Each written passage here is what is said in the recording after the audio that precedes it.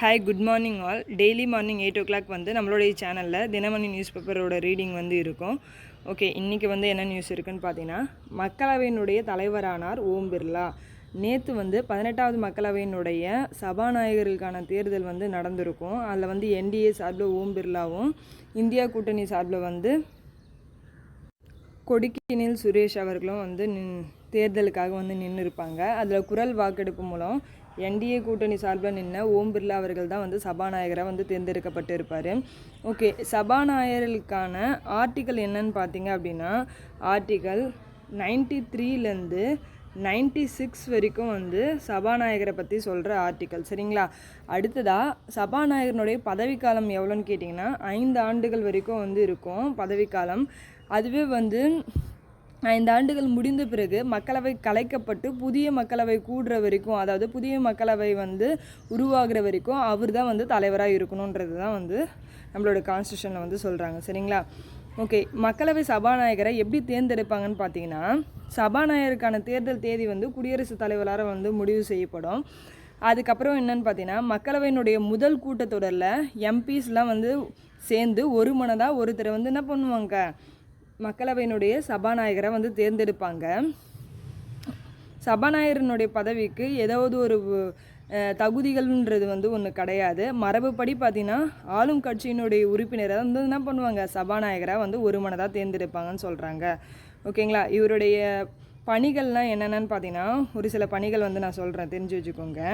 உறுப்பினரினுடைய நடத்தையை வந்து கவனிக்கிறது, உறுப்பினருடைய உரிமை மற்றும் சலுகையை வந்து பாதுகாக்கிறது, பேரவை வந்து முக்கியமான பணி வந்து என்னென்னு பார்த்தீங்கன்னா பேரவை வந்து வழிநடத்துறது, கலந்துரையாடல் விவாதங்களை வந்து நடத்துறதுக்கான உதவி செய்கிறது, கேள்விகளுக்கு வந்து அதாவது உறுப்பினர்கள் வந்து கேள்வி கேட்டாங்க, கேள்வி என்ன அப்படின்னா அதுக்கான பதில்களை பெற்று தரது, அதுக்கப்புறமேட்டு வந்து பேசுவதற்கு நேரம் ஒதுக்குவது, ஆட்சேபனை கருத்துக்களை அவை குறிப்பிலிருந்து நீக்குவது அப்படின்னு சொல்லிட்டு பல பணிகள் வந்து இவருக்கு வந்து இருக்கும்.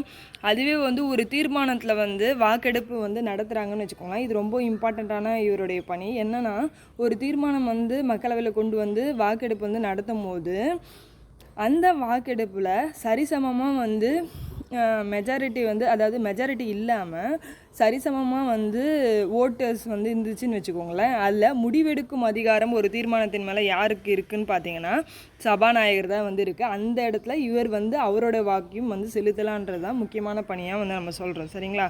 ஓகே, நெக்ஸ்ட்டு பார்க்கலாம். ஓகே, இங்கே பாருங்கள், நேற்று பார்த்தோம் இல்லையா, மக்கள் தொகை கூட சேர்த்து, மக்கள் தொகை கணக்கெடுப்போடு சேர்த்து சாதிவாரி கணக்கெடுப்பையும் எடுக்கணும்னு சொல்லிட்டு நம்மளுடைய தமிழக சட்டமன்றத்தில் வந்து தீர்மானத்தை வந்து நிறைவேற்றிருக்காங்க. இதுக்கு முன்னாடி 2011 வந்து லாஸ்ட் என்ன பண்ணியிருப்பாங்க, மக்கள் தொகை கணக்கெடுப்பு வந்து எடுத்திருப்பாங்க. அதன்படி பார்த்தீங்கன்னா இப்போ வந்து 2021 வந்து எடுத்திருக்கணும், 2021 வந்து எடுத்திருக்கணும். ஆனால் வந்து இன்னும் ஸ்டார்ட் பண்ணல இல்லையா, அதனால் என்ன பண்ண சொல்கிறாங்கன்னு பார்த்தீங்கன்னா, மக்கள் தொகை கணக்கெடுப்பு கூட ஜாதிவாரி கணக்கெடுப்பையும் சேர்த்து எடுங்க அப்படின்னு சொல்கிறாங்க.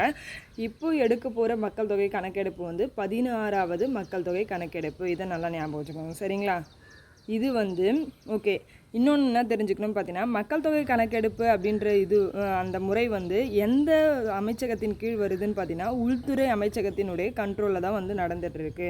இது தெரிஞ்சு வச்சுக்கோங்க. சரிங்களா? ஓகே, நெக்ஸ்ட் என்னென்னு பார்த்தீங்கன்னா, முதல்வரின் திறனாய்வு தேர்வு திட்டம். இந்த திட்டம் வந்து அரசு பள்ளி மாணவர்களுக்கான திட்டம். இந்த திட்டத்தில் என்ன பண்ணோன்னு பார்த்தீங்கன்னா, 10th முடித்த அரசு பள்ளி மாணவர்களுக்கு ஒரு டேலண்ட் எக்ஸாம் மாதிரி வச்சு அதில் ஹை ஸ்கோர் பண்ணுற மாணவர்களுக்கு என்ன பண்ணுவாங்கன்னா 11th 12th வந்து முடிக்கிற வரைக்கும் மாதம் வந்து 1000 ரூபாய் கொடுப்பாங்க. 12th முடித்ததுக்கப்புறமேட்டு அவங்க உயர்கல்வி படிக்கிறதுக்கான ட்ரைனிங்ஸை வந்து ஐஐடி போன்ற உயர்கல்வி நிறுவனங்களில் வந்து கவர்மெண்ட் மூலமாக இலவசமாக கொடுக்க போகிறாங்க. அதுதான் வந்து என்னென்னு பார்த்தீங்கன்னா முதல்வரின் திறனாய்வு தேர்வு திட்டம். ஓகேங்களா? ஓகே, அடுத்தது என்னென்னு பார்த்தீங்கன்னா,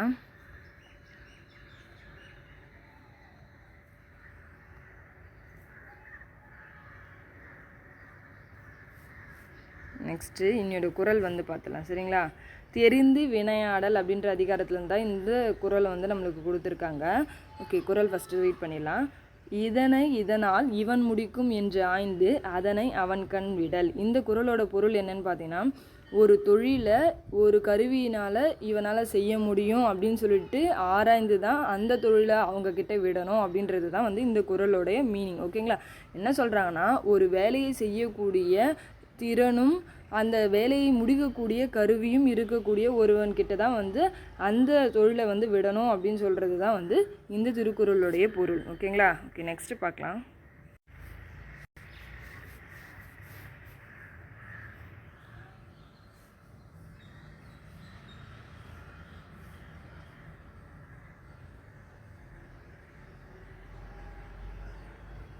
ஓகே, நெக்ஸ்ட்டு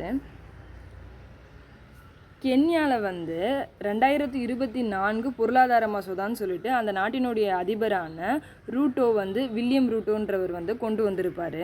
இந்த பொருளாதார மசோதா என்ன சொல்லுதுன்னு பார்த்தீங்கன்னா, நம்ம சுற்றுச்சூழலுக்கு கேடு விளைவிக்கக்கூடிய அந்த பிளாஸ்டிக் பைகளும், அதுக்கப்புறமேட்டு வந்து டயர்ஸு, அதுக்கப்புறமேட்டு வந்து வாகனங்கள், அதுக்கெல்லாமே வந்து கூடுதல் வரி விதிக்க போகிறதாகவும், முக்கியமாக வந்து வாகனங்களுக்கு 2.5% வந்து எக்ஸ்ட்ரா வந்து வரி கட்டணும் அப்படின்னு சொல்லிட்டு அந்த பொருளாதார மசோதாவில் வந்து சொல்லியிருப்பார். இதனால் அந்த நாட்டில் வந்து மிகப்பெரிய கலவரம் நடந்துகிட்ருக்கும். அதனால் என்ன சொல்லியிருக்காருன்னு பார்த்தீங்கன்னா, 2024 பொருளாதார மசோதாவை வந்து திரும்ப வந்து வாபஸ் பெற்றிருக்கிறோம் அப்படின்னு சொல்லிட்டு சொல்லியிருக்காரு. ஓகேங்களா? நெக்ஸ்ட்டு பார்க்கலாம்.